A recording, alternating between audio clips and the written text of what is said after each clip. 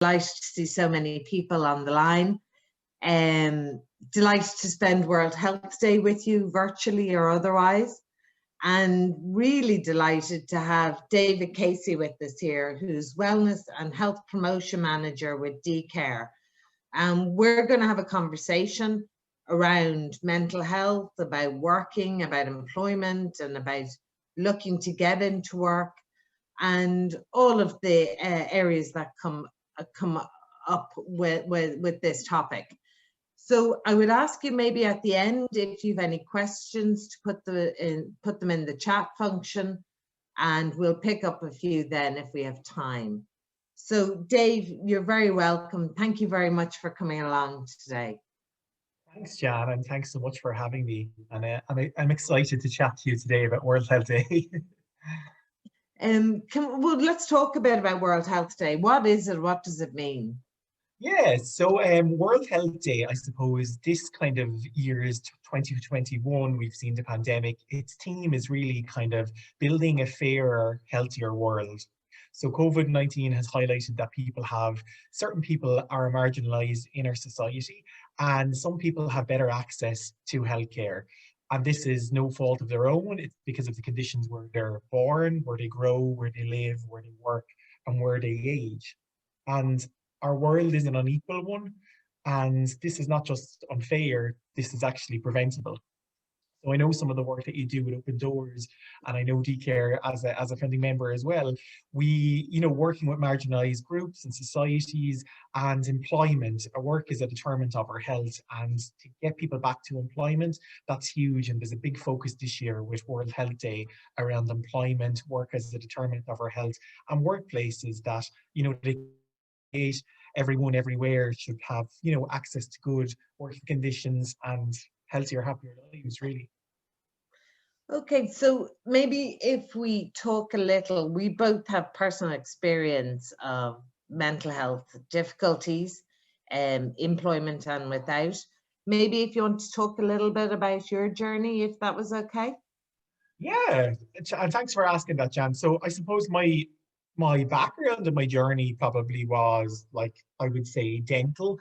Did science when I left school, kind of went into the dental world, did nursing, did specialist in oral health, hygiene, wondering how I'm going to come around to further down the line to talk about mental health in a minute, but had a kind of a dental career background, and I suppose worked with people and using your skill set with communications. And even though it was a medical setting, you was very concerned with the treatment of disease all the time and not looking at the person, where the things that affect them really, where they're coming from, where they're living, where they're working, where they're growing, all of those things. So I kind of became a little bit fascinated with what makes people sick.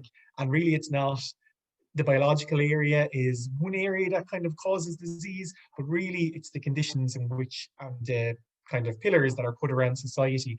So it made me kind of get into health promotion and the mental health space, and kind of I did my master's in health promotion, and I've been working in workplace health promotion with DCare, which looks after we do dental benefits, vision benefits, but a whole range of workplace wellbeing programs that support up to 400 organizations.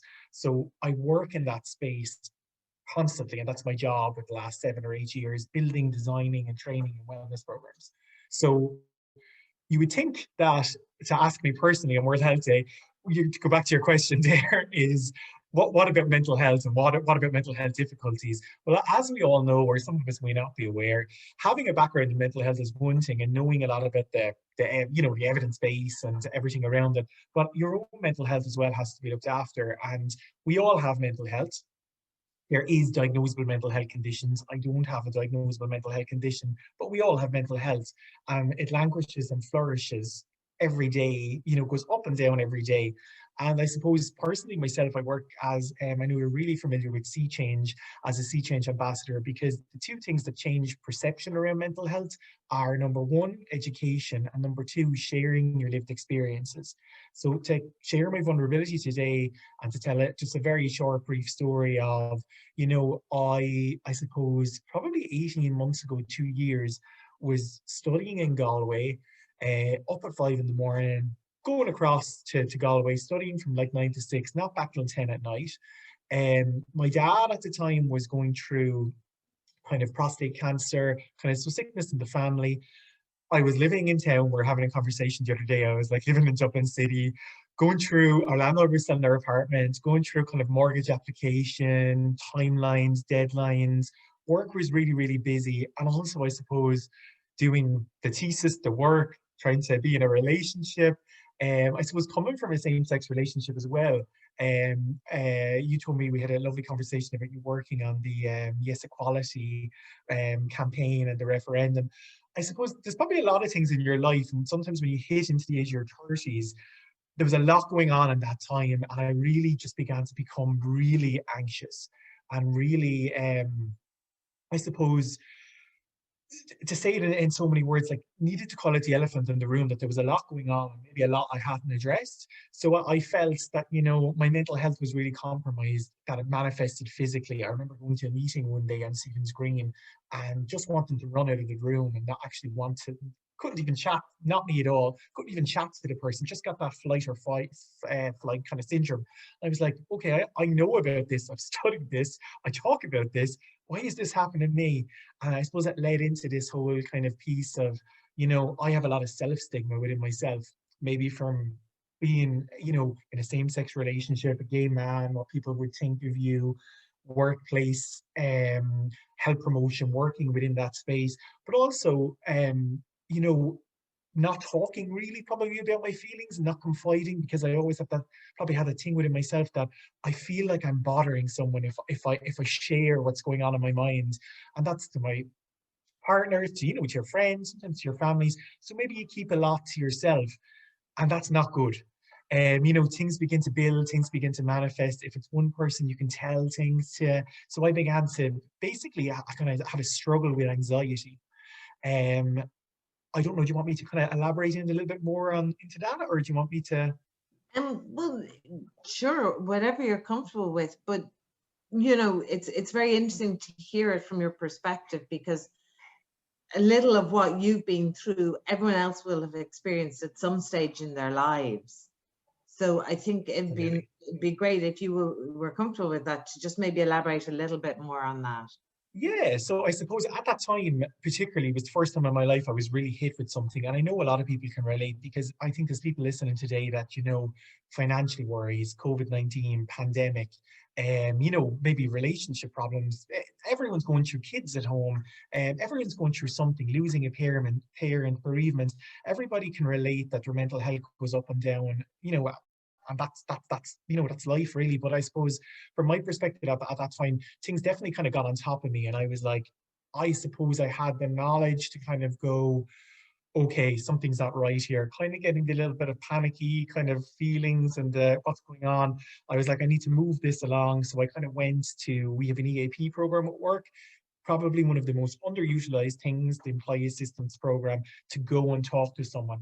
Had a lot of self-stigma to be able to build up the courage to actually go, use it, talk to a professional. I remember walking down Dawson Street in Dublin and standing outside the door going, do I want to go in? Do I not want to go in? It's amazing how this builds and manifests sometimes inside us. And this is even someone with a lot of education and knowledge about the topic, and that's telling people to do one thing, but maybe not doing the other.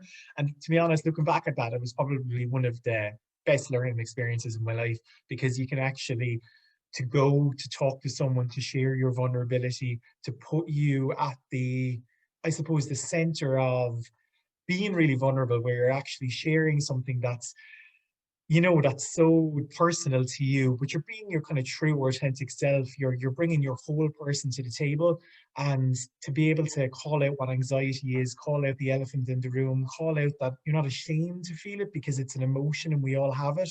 And there's a few things about mental health, like stigma is not a mental health illness.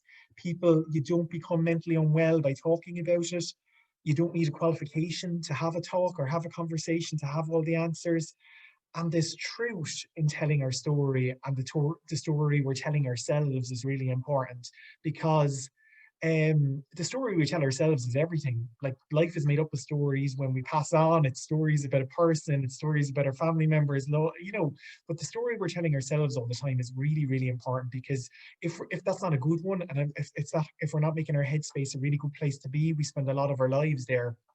We have to, you know, sometimes we have a thought, it doesn't make that thought fact. Sometimes we need to get help. We'll go to the doctor and we talk about our physical health and, you know, our sprain or injury or a cold or a flu, or we'll talk in the workplace about man flu and all these different things, but we're really not great.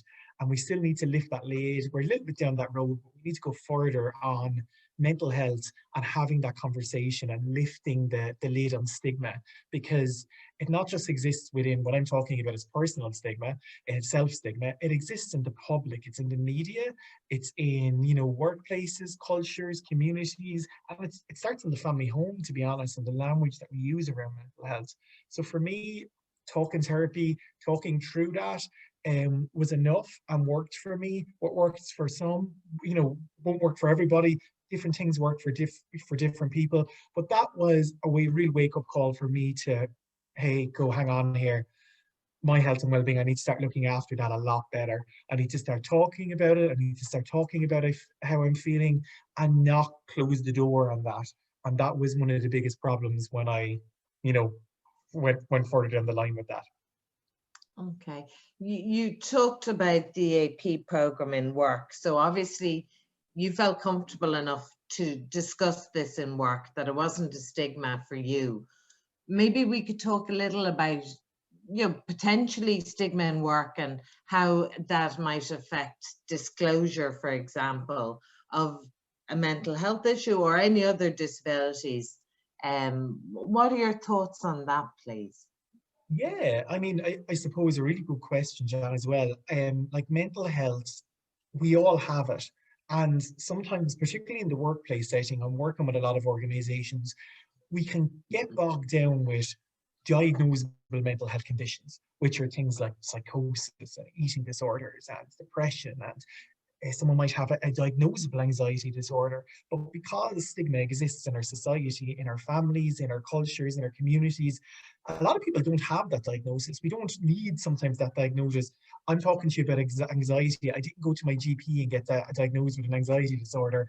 I went to a counselor and talked about how I was feeling and why I was feeling like this, and lots of things going on in your life at this time, and da da da da. So there's not everyone will have a diagnosable diagnosis. It's not like physical health. We all have mental health, and what we should be concerned about is positive promotion of mental health for all, and not get bogged down with the, you know, the diagnosable mental health illness side and mental health conditions that aren't diagnosed. So that there's a kind of, I think there's a real learning piece for companies on that. Go for an interview, or open doors working with, you know, marginalized groups like the LGBTQ plus, the travelers community, people who are marginalized in our societies, your race, your ethnicity. I think like diversity, it's about celebrating people's differences, and we're all different and we all have something to bring to the table. I recently was at a talk about neurodiversity and autism, and you know, 1 in 65 people, you know, are on a spectrum in some scale, and bringing, as a workplace, we need to be looking at like talent and culture and innovation, and we're excluding our business and our you know, and everything about business if we don't include everybody and that whole diversity piece. But when, yeah, just sorry, back to your question, there is a few acts, like there's the Employment Equality Act, the Disability Act, the Safe and Health Welfare Act, that tackle mental health disclosure. You don't have to disclose it. You don't have to bring it up in an interview. There is no legal requirement for that. Sometimes when you're going for a job interview, you can be asked to go for a medical. It's an opportunity to bring it up if you feel comfortable and a safe, supportive environment to bring up anything around mental health with an occupational, you know, health person that you know, depending on the nature of the job, the type of work that you're going for. But there is no requirement to actually bring that up. But what I would say to people, if you're looking for employment and you have suffered, and we all have suffered over the pandemic, I think it went from one in 4 to 1 in 1, that everybody's mental health has been affected in some way, shape, or form. But it's, you know, if you're looking for an employer and you're going for a job, I would be looking into the culture of that company and looking around what that company is about, because I'd be asking yourself the question, do you really want to work for a company that isn't supportive of health, well-being, overall well-being, mental health. I mean, we're seeing great things with mental health first aid, training managers, line managers in, overall health and well-being, mental health. I think I think we're moving in this space in a really productive, innovating, exciting way. But I do think we need to get better at that as well. And I suppose to answer your question, I would be mindful of the organization and going for and do a lot of research into the culture around where you want to work. And as a manager or an organization that's listening today, there's a lot of supports and a lot of comforts and areas you can put in place for anyone suffering any sort of a disability, but anyone suffering from ill mental health, because recovery is very possible. It happens in 90% plus of the cases, and there's a taboo and a stigma that still exists around that even word of mental health. You think diagnosable condition, they think, oh, do I want this in my, there's a kind of a, I think we're moving in the right direction with that, but yeah, that's a long-winded answer to your question. Sorry. Not at all. You have the stage. You mentioned recovery, and with recovery, I would put resilience. It's very difficult to come back from being in a bad place and making your way back, and you're worried about people, what they're thinking, you're worried about what your employer is thinking, all of those things. But I would also say with that, anyone who has suffered any form of ill mental health are very resilient. And actually, one thing I've noticed a lot in COVID is it's the people with, diagnosed conditions or, ill mental health who seem to be managing a lot better. And I don't know, I'd love to know what your thoughts are on that. Yeah, well, I mean, I can tell you, I can just personally from that, I think when you are aware of mental health, positive mental health, stigma that exists around through your own life experiences or whatever has happened, you definitely totally agree with you build a resilience. And that kind of what you're going to launch today, I think is absolutely excellent. That we've been in contact with the mental health toolbox that is launching from today through Open Doors. You can build your own resilience and your own mental health toolbox, and there are resources you can draw from in times of need, struggle, and challenging times. So whether that's journaling, kind of practicing gratitude, writing down for me 3 or 4 things that really went well in the day. We're geared towards a negative bias naturally in life, that we'll often pick up the negative or the one thing in the day that goes wrong, and we can often focus our thoughts on that. Whereas something like journaling and gratitude is definitely a practice. It's a learning skill. That's something that works really well for me, because I'm like, the 3 or 4 things, I don't do it every day. I try to do it, a few times a week, into the little book, jot down the things that went right in the day, whether it's, family, conversation with a friend, conversation with your mom, whatever it may be. It might be a walk, might be the birds, the trees, be more mindful, whatever works for you. But then when you do have a kind of a bad day or a down day and you get up and, it's after the bank holiday weekend, Easter's gone, and you're like, oh, throwing yourself back into it, maybe you're not feeling it, you can open that book and go, okay, these were the things that actually really mattered to me. These were the things that made me happy. These were the things, and that's how kind of that practice of gratitude really works well for me. But I mean, what you're saying is the resilience piece is building your own mental health kind of toolbox. And we all need support. We all need help with this. And some of us are very lucky. We have good supports around us. What would you say to, an employee who's working with someone who's come to them maybe and said, look, I'm not feeling great at the moment, or to a friend or to a family member, just someone in your environment? What would you say, just to pick up on your saying about having a mental health toolbox and so on? What support can they give?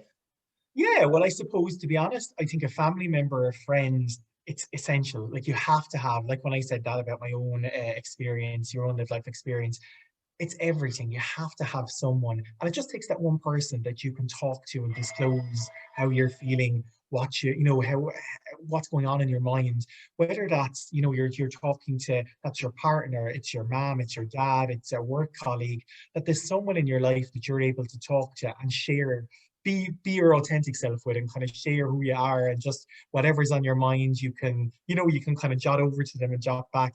So important. If I suppose it's that one person, it doesn't take 10 really acquaintancy friends. It's really that one person that you can talk to.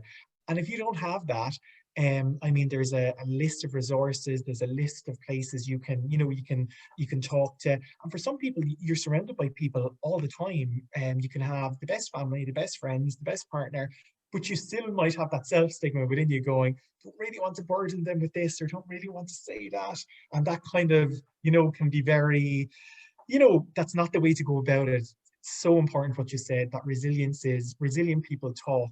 They know that they need to, offload sometimes, and that's part of really good positive mental health. And obviously mental health affects physical health affects mental health. I mean, they work both ways. Is there any tips you could give to well-being, sort of ways to live well that will help your mental health and your physical health? Absolutely, yeah. I mean, coming from I suppose, I'm going back to maybe an academic background saying this, there is 5 principles to overall well-being. So you've seen these maybe a lot throughout the pandemic, and there've been, maybe some people haven't seen them today, to share them with you. There's 5 principles. There's connection, to be active, to be aware, to keep learning, and to give. So to explain those, Jana, in a little bit more detail, like connection, we're driven for connection. It's when we break down what connection is, it's really a sense of love and belonging. And we all want to love and belong to something. So connection is, it's hard at the minute, the restrictions are lifting, they're going back to county, we can meet 2 families outdoors. But whether it's WhatsApp, the phone call, the Zoom, I know we're probably all in Zoom fatigue at this stage, but connection, we're rejigging it at the minute, but it's hard because we don't have that human connection. And that's what we're really, really driven for. But it has a massive impact on our overall health and well-being.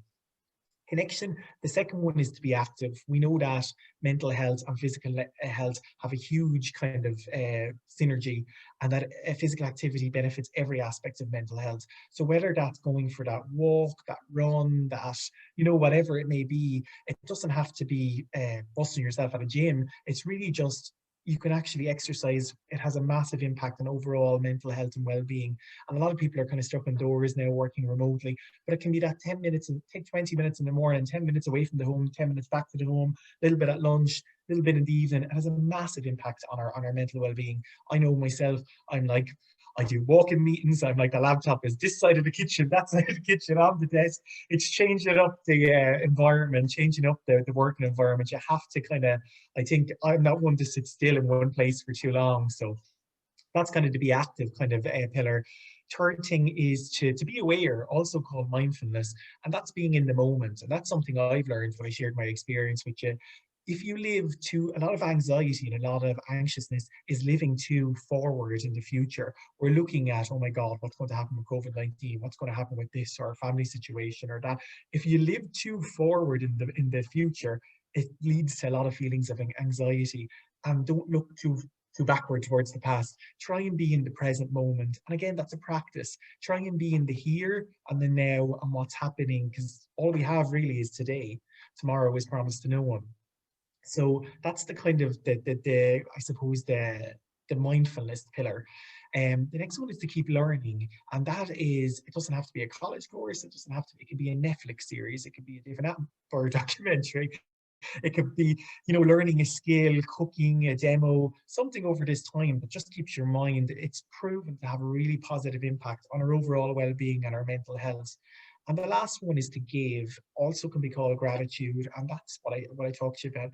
Gratitude journaling, writing down things, also just being thankful for it's like the analogy of the jar and the stones and the rocks, and we have the jar in our life, and what can we fill it with? Well, if you fill it with the sand and all the small stuff, it fills up very quickly and there's no room for the rocks. But if we have the jar, and that's our life, and we fill it with the things that really matter to us in our life, like our family, our partners, our parents, or maybe it's our job, and then our jar is full of the rocks, the stuff that matters in life. The sand is just, everything else is just sand. We don't have a lot of room for the smaller stuff to fill up our minds.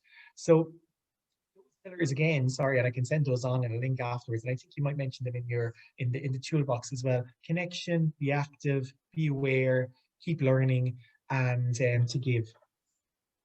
Thank you. Thank you. They're really useful and ones I hadn't thought of, but actually when you say them, it's so obvious. And I love the analogy of the sand and the rocks, because I think we've all been in a situation where you're just full of all the little things that irritate and cause you distraction without seeing the big picture. So it's a really good analogy to keep in mind. We've made you talk for half an hour now, Dave, so I'm feeling very guilty. If you wouldn't mind, we just open it up. If anyone has any questions, if they want to put them in the chat, we'd be happy to explore anything that might have arisen. Don't be shy.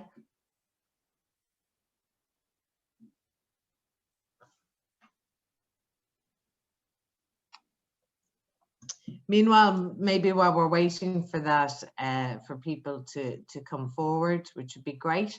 Dave, you work in DCare. They're obviously a very inclusive employer. What would you say to other employers about being an inclusive employer? What would be the tick boxes for you? You mentioned about looking at the culture of a company. What would be the things you would look out for? Because it's hard from the outside looking in. Yeah, well, I suppose that's a really, really good question. It's very easy, I suppose, when you're researching a company or looking at a company or seeing a culture or something that they do.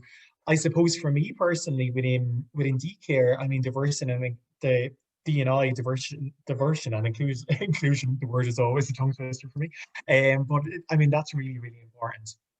The whole idea of being your whole self and bringing your whole self to work, I think that's something that's not just a culture in a company, it's also an engagement. It's something that I think is at the top that every company should strive to do.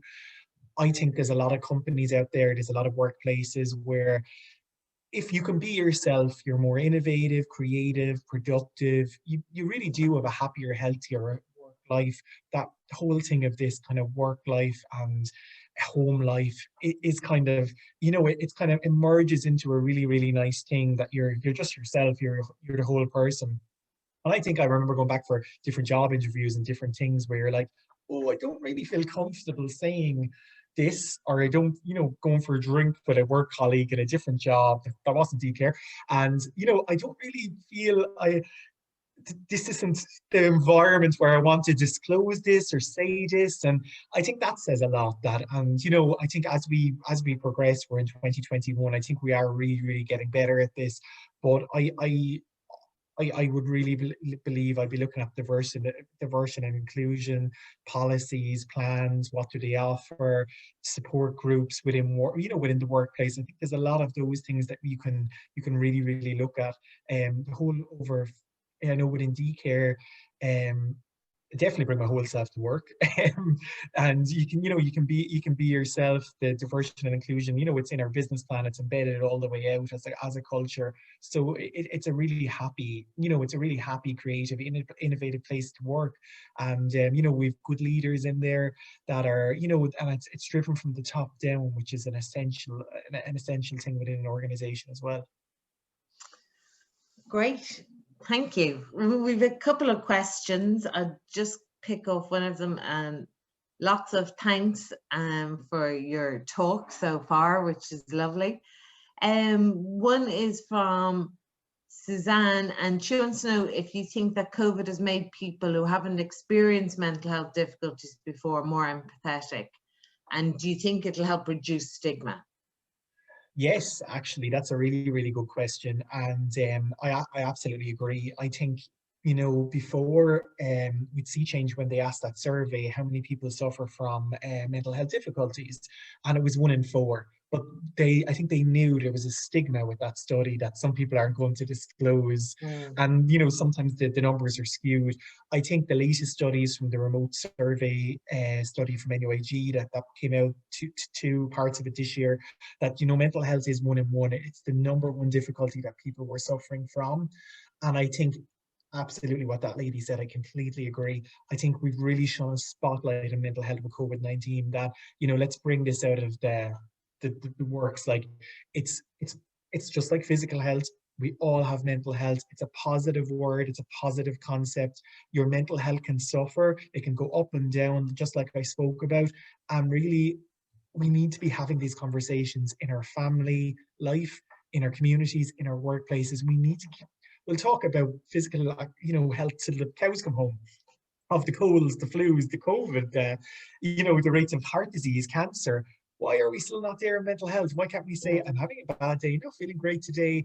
You know, and that's why I shared that experience today. And when you spoke to me, Jan, about that as well, you were like, about live life experience. Of course, I could go into that in a huge greater detail, but it's about, you know what, anxiety, we all have it. It's all a feeling, it's all an emotion. And you know, it's we need to get better at having these conversations, because only by having these conversations, they're the antidote to stigma. Exactly what that lady said.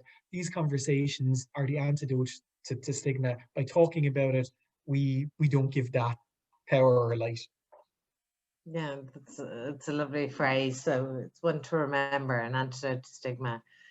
Another question is relating to the current environment when people might be struggling with isolation. And what advice would you have for a manager who was stressed about the mental well-being of an employee? And the second part, would you advise them to do about minding themselves as well as the staff that report to them? Because I think it's a very important point. Everyone focuses on the employees, but mightn't necessarily think about the people who are tasked with minding them as well. Absolutely. I think that's a brilliant question again. I hope I can answer it to the best of my ability. I think the first part of that, at least the part on the manager I'll address, to invest as an organization in your people, to invest as an organization in your managers, your team leaders, is, you know, yes, we have the business case in work and we're all trying to do the business side of business. But I think companies are really starting to realize, when you invest in your people and look after your people, you have more innovative, creative, happier, healthier, productive workers. The workplace is a key determinant that's affecting people's overall mental health and well-being. To answer that question, investing in your managers, training in your line managers, having a top-down in an organization for the manager to be able to go, and if you are a manager or supervisor listening today, that you might go and say to your organization, I think this training in mental health first aid or suicide prevention would be great for the team. Can we run this? Sometimes if it's not coming from the top, don't be afraid to bring it from your area of concern. I think if you're a manager, a supervisor, a team lead, whatever your role in this current pandemic and this current, you do have a lot of pressure on you, because people, you know, no one's asking you. You don't have to be an expert in mental health to have the conversation. But I would say to you, don't just bring the business case to the person, bring the person as an actual human being, as the thing of human connection, and ask the question, are you okay? How is everything for you today? How is everything going? Leave the work stuff aside for a second. Do it for the right reason and build the trust with that person, because we know when you build trust with your manager or if you're supervising people, that's everything for someone to be able to disclose something. If someone doesn't have trust and they're going through something at home, chances are they won't tell you that and they won't disclose that. So I suppose it's really going back to human skills of, you know, to get to human connection, kind of going back again and ask the person, you know, are you okay? I think the second part of that question, just for the managers, you know, for the person, you don't have to have all the answers. There's lots of trainings, there's lots of bits and pieces you can do, and you'll notice that most trainings for workplaces will come out with one outcome, and that's what we call signposting a pathway of referral. You don't have to have the answers. You don't have to have the cure. You don't have to have any of that. And that's why a lot of people are, I think, are afraid sometimes in opening the door in mental health, because they think they have to fix it all. And you don't. It's just what you have to do with mental health and well-being is just be there, know that you're there to listen, be an ear. And what comes with the training is signposting that pathway of referral. It's meaning, you know, listen, would you like to, can we bring this further? Would we like to have a conversation? Is it something work related? Is it something going on? Maybe it's, you know, an EAP, maybe you'd like to talk to, maybe the company has a lot of companies have 6 paid counselling sessions for both their employees and their actual, you know, their partners and families. It's finding that pathway where they can get the help or resources that they need. So I hope that answers that in the correct long-winded way. No, it certainly sounded, it made perfect sense.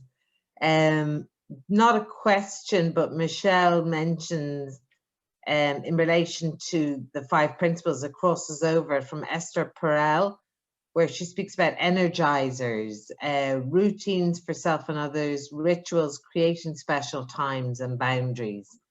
And it's an interesting one to note, because I mean, all of those things are really key, especially at this time, both routines, rituals and boundaries, and how they work, and you know, the impact sort of all of those have on us all, particularly now.